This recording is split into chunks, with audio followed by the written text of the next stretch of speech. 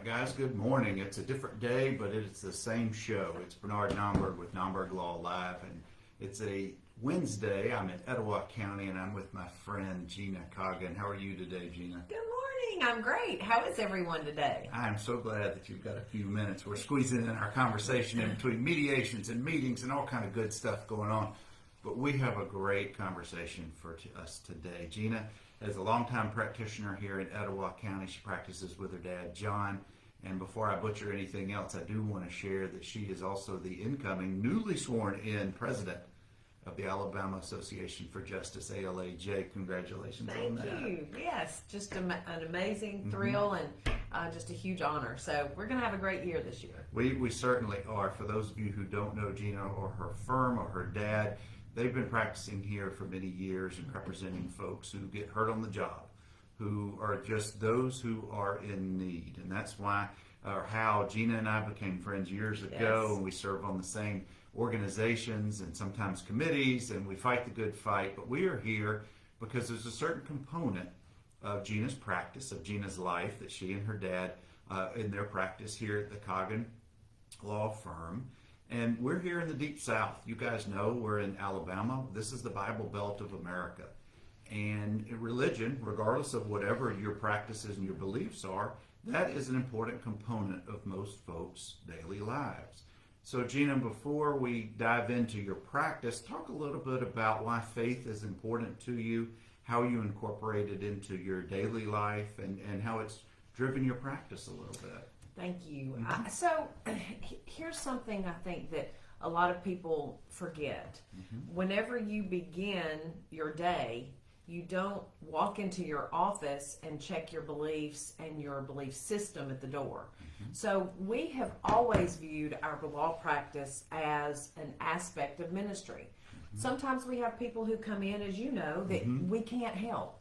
But that doesn't mean that they can't leave our office feeling better about themselves, about their situation, about life in general, than they did when they first walked in. And so the strange thing about it is sometimes the people that we are best able to help are those that come in, they just want you to listen to them. Nobody's listened to them. Doctors haven't listened to them, perhaps. Their family doesn't understand. You may not be able to help them from a legal standpoint, but that gives us an opportunity to just pray with them, to listen to them, to just give them a better understanding of their situation. And sometimes that's all people want. They want to be heard and they want to understand their situation better. And sometimes you end up not getting them, or I shouldn't say it that way, you end up not signing them as a client. They don't necessarily become your attorney for whatever the matter was that came into the office, but maybe you make a new friend. Right. Maybe you make an impression on the person. But what you just said, I think, is so important. You're giving them an audience. Because if the whole world in their mind seemed to be against them, but you take those 10 minutes or that 30 minutes, whatever it is, and you listen to their story. Yes, it's amazing at how people just need an opportunity to be heard. And sometimes when they come in to see you, perhaps it's a Social Security client, and they don't understand why they can't work because they want to be able to work, but their body just won't do what they need it to do. Or they can't find a job with the restrictions that they have. And so you begin this long process with them, perhaps sign them up as a Social Security client, but you also have to understand that's not a quick resolution for them. And so you do need to spend more time with them sometimes. Just to give them that opportunity to talk. It is. It's. They may come in a little bit scared because they're talking to lawyers for the first time.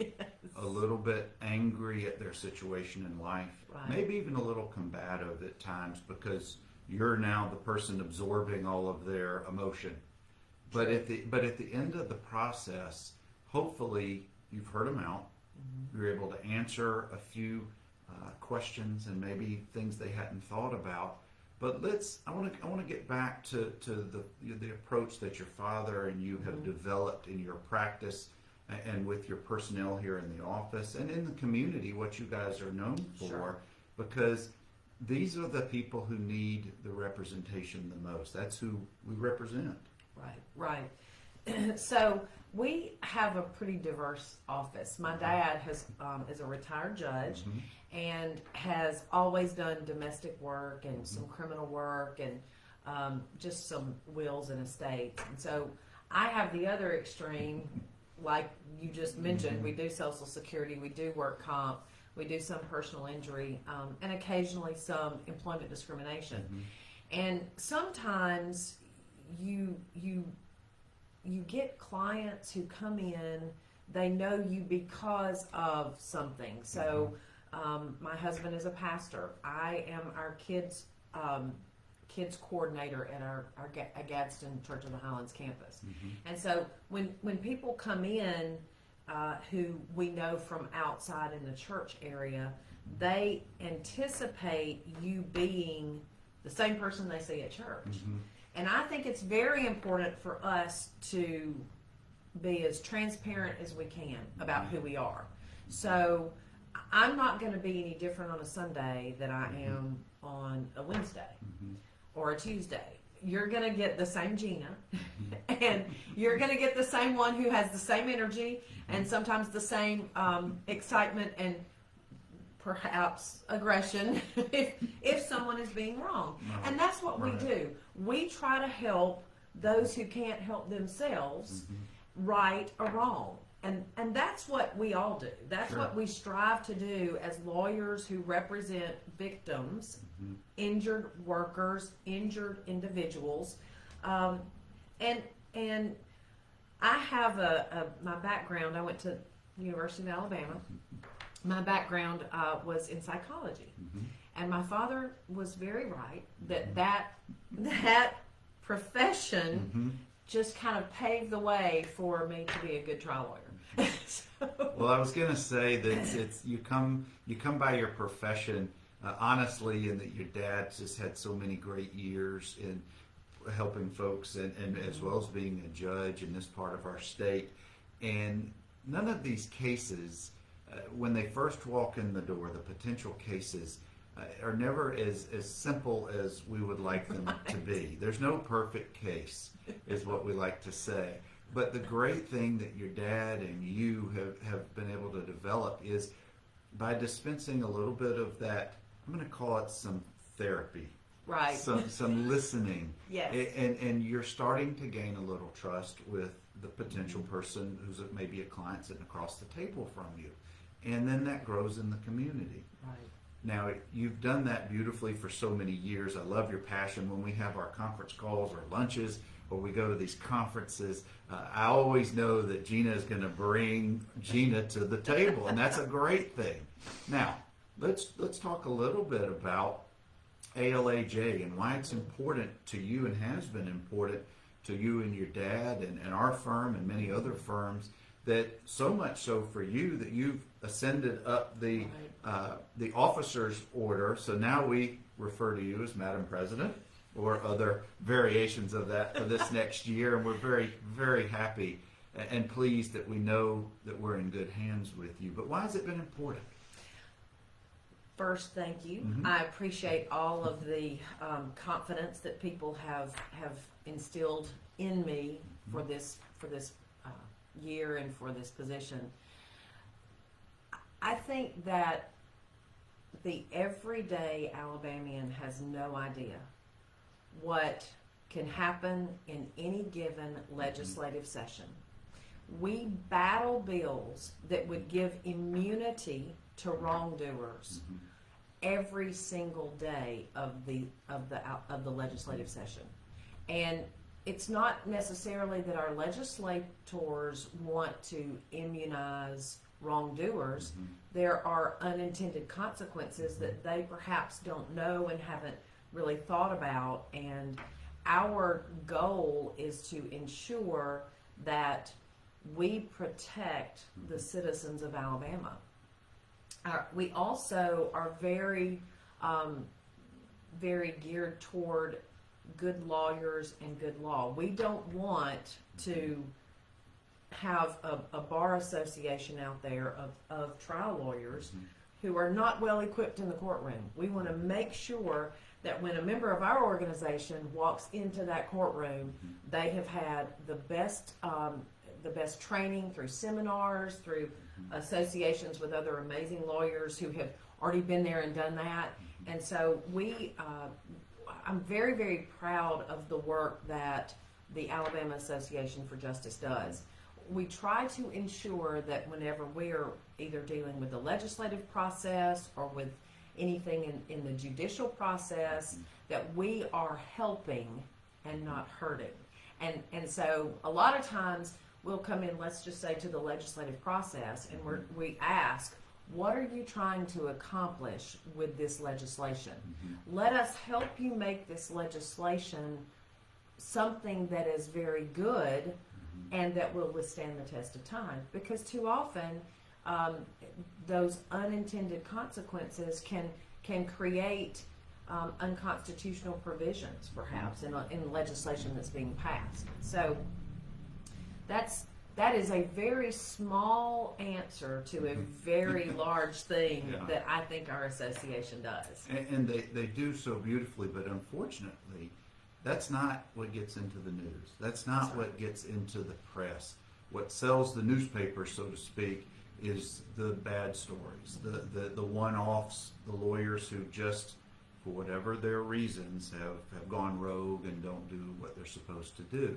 But that's what people want to hear about. It's easy to bash lawyers. You know, most folks say, I hate all lawyers. Well, except for my lawyer. My lawyer's the best, but I hate all other lawyers. They're greedy. They're always on TV. But what ALJ has done for so many years, the association, is they try to balance the field. They try to bring to the table, so to speak, the equivalent of what the business community, and I'm not bashing them, but they typically are on the other side of these things, the insurance companies, that industry. We just try to bring some balance so that Alabamians are protected. Now, can you state here on live Facebook, are we going to have any changes? No, I can't even go there with the work comp. That's a whole nother day, another discussion for another time. But Gina, let's get back to, I want to take just a couple more minutes, and of course I'm talking with Gina Coggin. She is the current, now incoming president of the Alabama Association for Justice, ALAJ as it's known, and what they have done. Gina's done beautifully to describe some of those things. But I want to ask you that for the person who's out there who's watching this, who doesn't deal with lawyers, that really may be scared to talk to lawyers for whatever reason, what should they know about if they have an accident, if they're hurt on the job, a car accident, whatever? It's too easy just to call a billboard advertisement or TV. But what should they know in general when they call, regardless of the lawyer? What may be a couple of questions to get them started in a conversation to see whether or not they need a lawyer? Well, and let me hit on something you just mentioned a moment ago. So our workers' comp system, if anyone assumes that people are scamming the system with work comp, they have chosen the wrong system to scam, because work comp is not something that is going to make anyone rich. It's not something that's going to make anybody whole. And we do need changes in the workers' comp system. We've needed them and have tried to make changes since 1995, at least since I've been involved in it. And that's a long time. So, yes, there do need to be changes in our workers' comp system. And so, of course, we're striving to see how those changes can happen. But if I have someone who comes in to see me with, let's take first a car wreck, a personal injury accident, where they've been either rear-ended or T-boned, no fault of their own, someone hits them. People are amazed that the way that damages are built is based upon the medical treatment that you receive.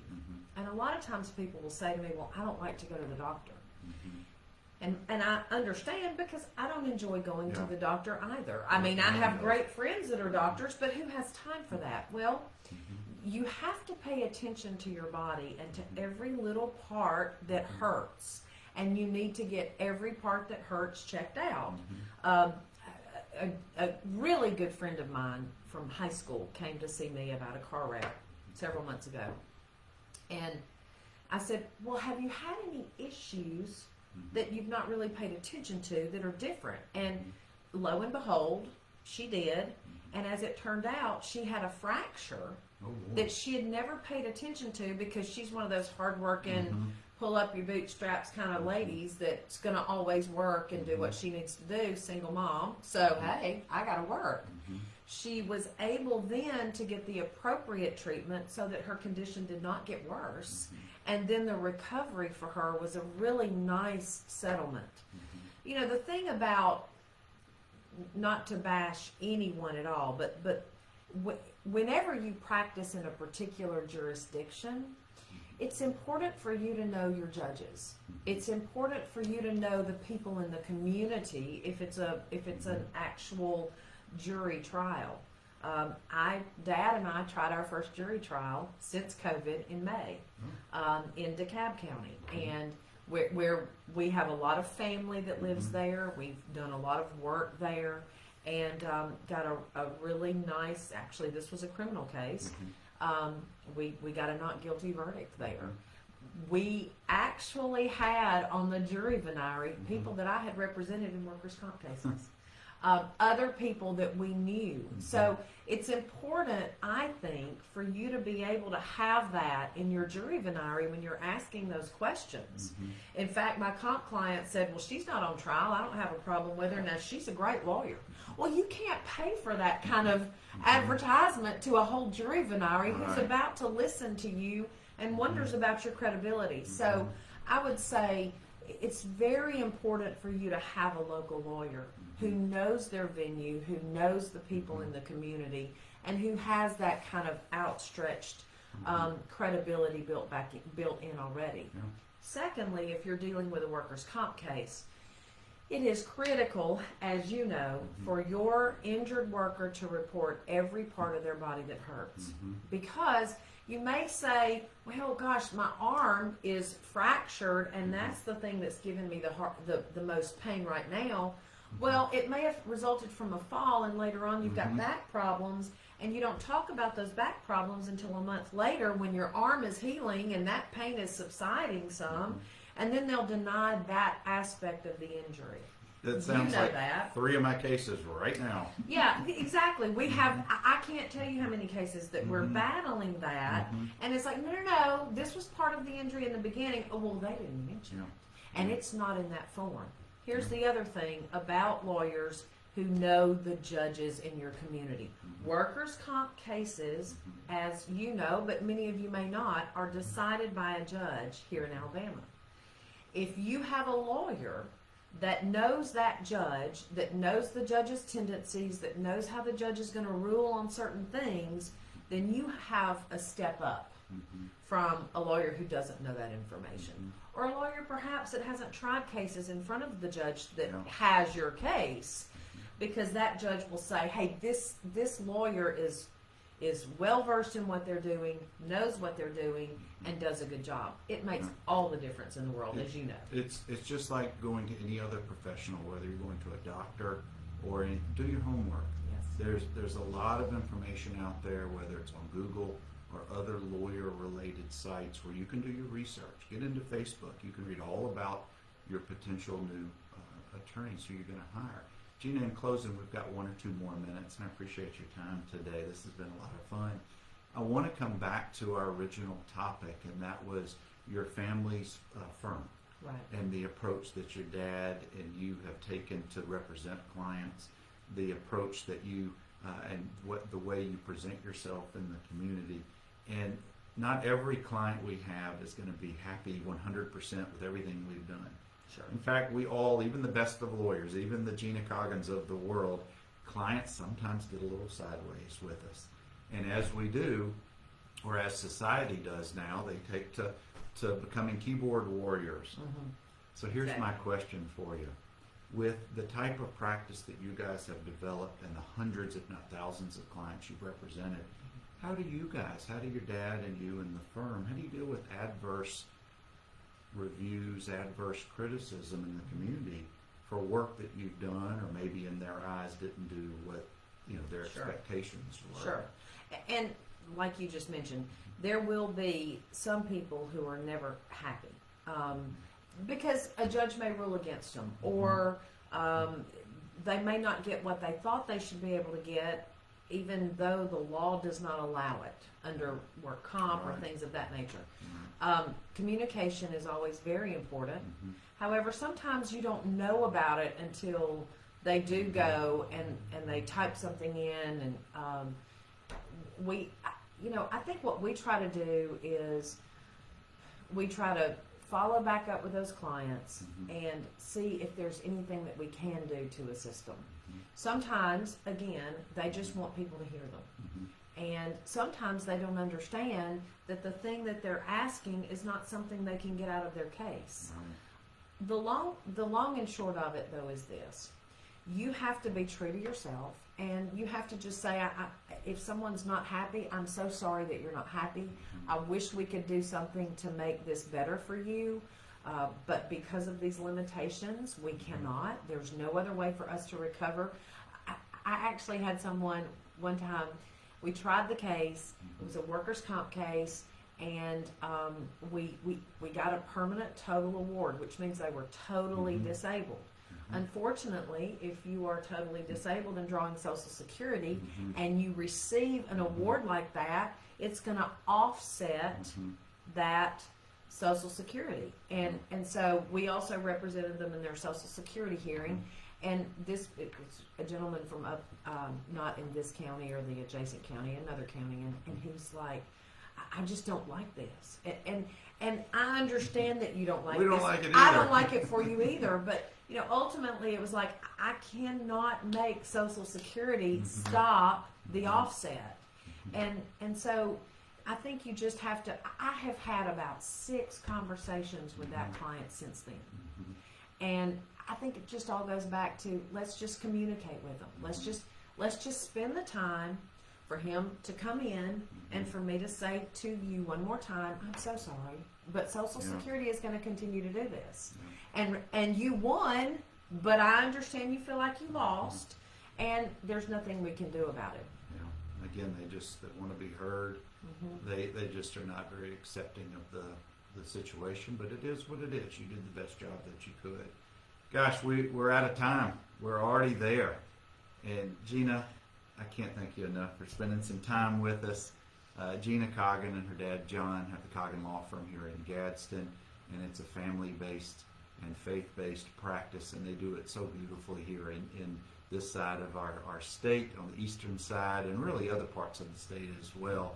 But again, Gina, thank you for your time. I wish you the very best this year as Madam President. Thank you, sir. I know we are in good hands with you and your firm here. But guys, that's going to do it for another Nomberg Law Live. Normally it's each Tuesday, but we did a little workaround this week.